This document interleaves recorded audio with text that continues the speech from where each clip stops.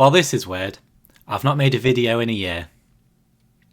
That was bad. I binged the entirety of season 2 of Squid Game in one day, and I have to say, it might be better than season 1. Now, I'm going to have to go back and watch season 1 to make sure of that, but I really enjoyed this season. If you watched my Better Call Saul video, you know that I love a slow burner, and oh my, that is what this season is.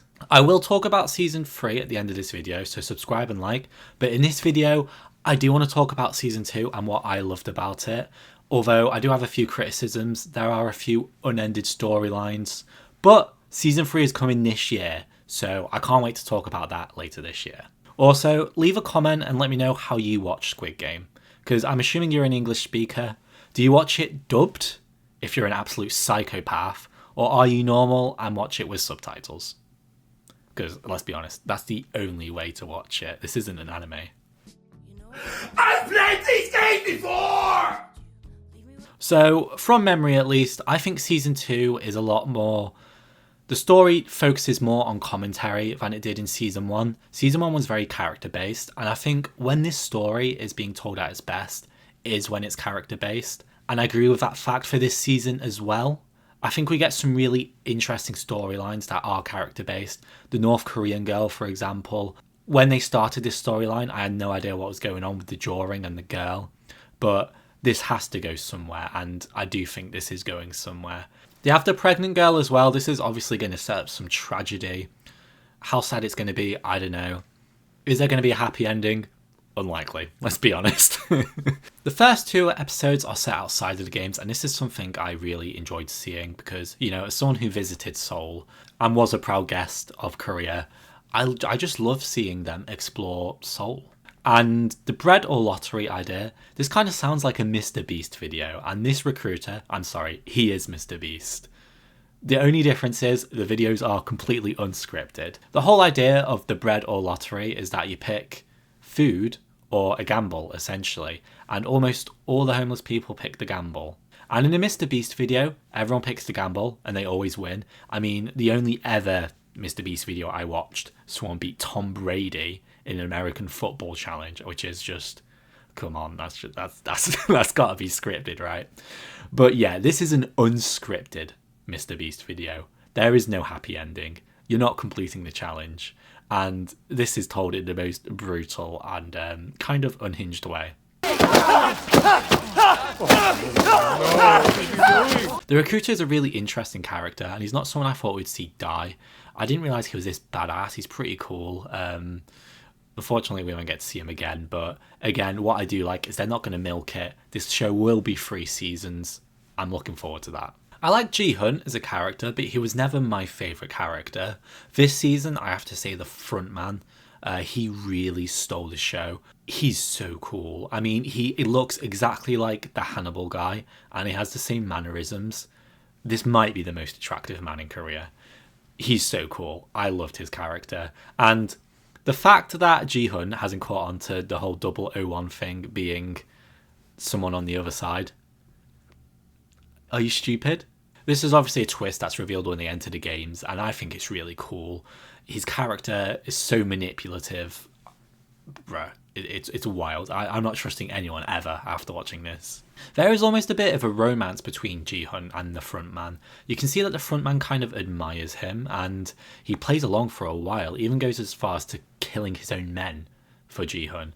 And I think Ji-Hun actually convinced him to almost end the games, but he still sees the game players as vermin. And this is a whole sort of idea of the season. It's almost this class battle. You have the higher class, which are the game runners, and you have the lower class, which are the game players. And what you see is it's a very obvious metaphor for how they look at the people who are playing the game. They look at them as vermin and trash who are desperate for a chance, and they're just better. Hwang Jun-ho's character is quite interesting as well. Obviously, he stops being a cop, and he's sort of obsessed with uncovering the games. I like his character, but his storyline wasn't involved much this season. I wish we could have seen more of him. I want to know more about his character personally as well. I feel like we don't know too much about him. But yeah, that's all I've got to say about him. Thanos! Oh my god.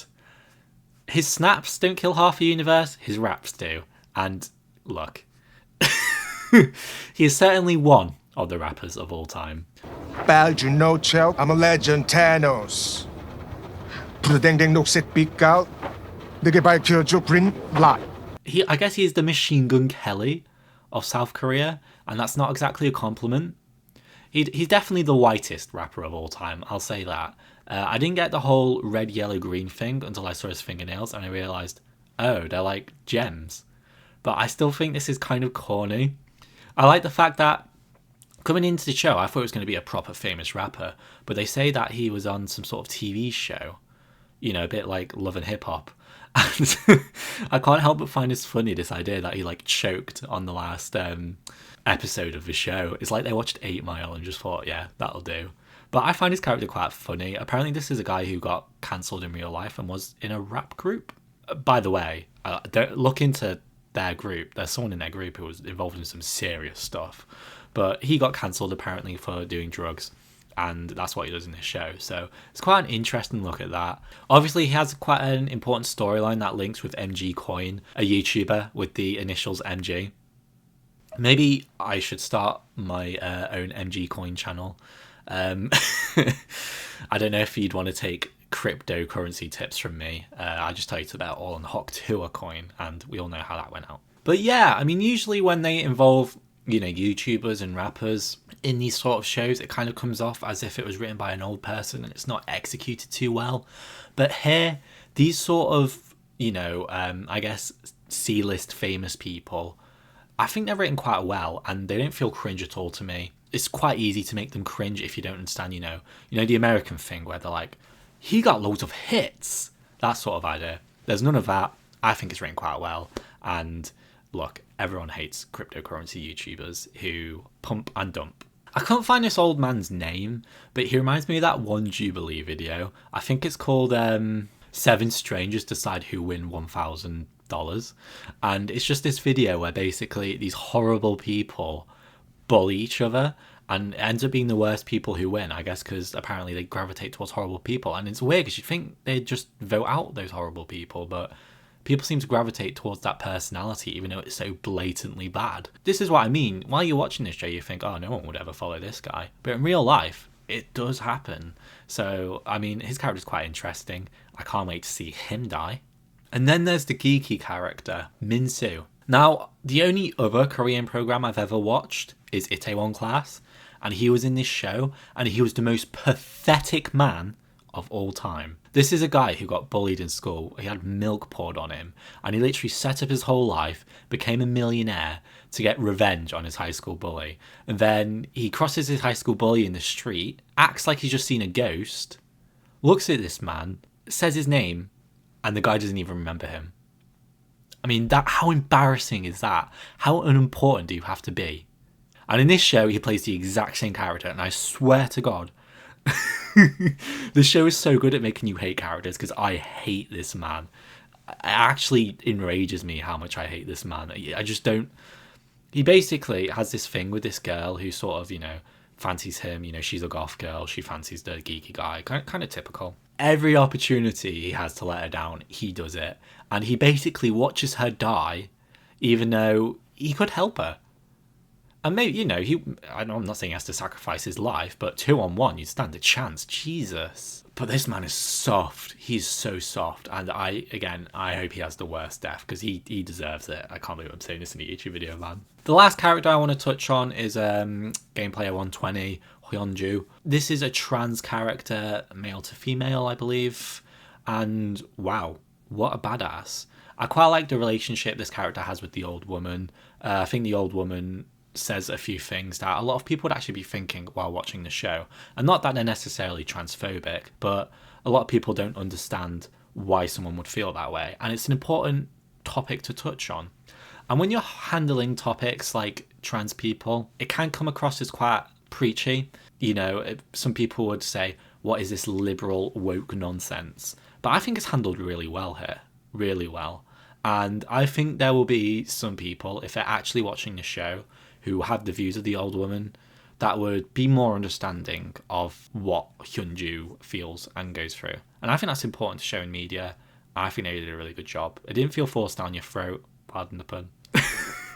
But it didn't feel forced on you. It was handled well, and she's a very likable character. She's also a girl boss. What a badass. I mean, the whole army thing, I know a lot of Koreans do get conscripted. I think they have to do a year of service. When I was in Korea, I saw a lot of people in army uniform.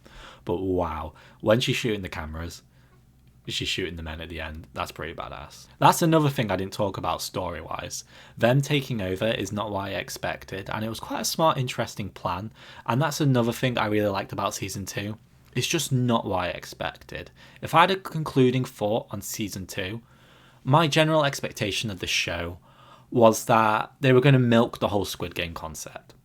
Because people want that. People want to see the games. They want it to be like Saw, for example. They want a franchise where they just, season after season, they play different games. It becomes more elaborate. But do you know what? That cheapens the product. And you may think that's what you want, but it's not really. And I love that they did something different here. If anything, and I know this is, a high school novel basically, but it reminds me of Hunger Games, and that's the direction I see this going in. They're going to have to blow up the cornucopia? They blow up the arena in the second Hunger Games film, and that's what they're going to have to do here, I think. I think they're going to have to do something crazy to end the games. I don't think they can reach the end of the games. While we're on Season 2, I do just want to say, great season, not what I expected. I mean, let me know what you thought of it in the comments, because I really appreciated it. But we will jump to Season 3 now. So I'm not sure how long Season 3 will be, but if it's 7 episodes, I do have a bit of a theory that there will be a time jump. We see there's an interview in Korea where the creator did say we're going to see 10 to 20 years in the future. I guess this makes sense. If this is going to be a conclusive season, we need to see if the games do end or if they do continue, and what are the long-term consequences of this. I assume Ji-hun will survive. Either him or Hwang Jun-ho will have to survive. By the way, if you are Korean, let me know what you think of my accent. It might not be the best, but I am trying my best, okay? I could just say player 05 or whatever. But I think one of those two characters will have to survive and deal with the consequences of the games ending or going on. That's an important perspective to see from. But there will be a time jump, I believe. There are a few storylines to end. They had these teasers at the end of the show, but Netflix is so bad where you can't rewind and watch it because it just immediately puts you on to this ending screen, and I hate it. But I originally thought it was a new game, like next year's game maybe, but I don't think it can be. There are too many storylines they have to end. I think, the girl is pregnant, they have to discuss. The organ donor storyline they have to discuss, which, I mean, this can be discussed in a future season, but the North Korean girl, number 11, she has to be spoken about. I just think there's too much for them to not address for this year's games, so they're going to have to end them somehow. I've read online, people are speculating there'll be about 2 or 3 more games in the next season. That sounds about right. Will Ji-hun be the only survivor? I don't think so. I think there'll be more survivors this time, but I think they'll have to break out some way, and I think Hwang will have something to do with that. Do you become the new front man? That's the rumor. And are you now in charge of the games? What? Will Ji-hun become the new front man? It's possible. I don't think it makes sense, but it's definitely possible. And it'll be interesting to see if that does happen. We might find out something with the front man now. Maybe he was originally a player of the game. I think his backstory will have a few parallels to Ji-hun, so that'll be interesting to see. But I don't see him becoming the front man. He's put too much time and effort into ending the games, and he's lost too much to the games, in my opinion. So I don't see that happening.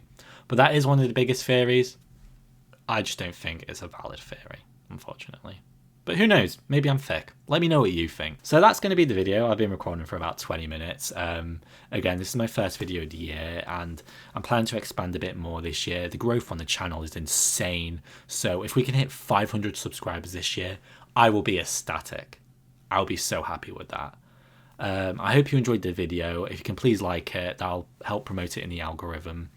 These videos I do on TV shows tend to do all right, but some of them can flop a little bit if people aren't interested, so hopefully I'm not too late. We've had the Christmas season and they put this out on Boxing Day for some reason. And if you're South Korean, let me know what you think of my name pronunciation. I'd love to go back to South Korea. It's a beautiful country. It is really beautiful. So yeah, I'm gonna end the video there. Make sure to follow me on my social medias as well. Like the video, subscribe, all that. I'll stop waffling now. Annyeong. Apparently that's bad in Korean. I just googled it if you can't tell. Right, bye.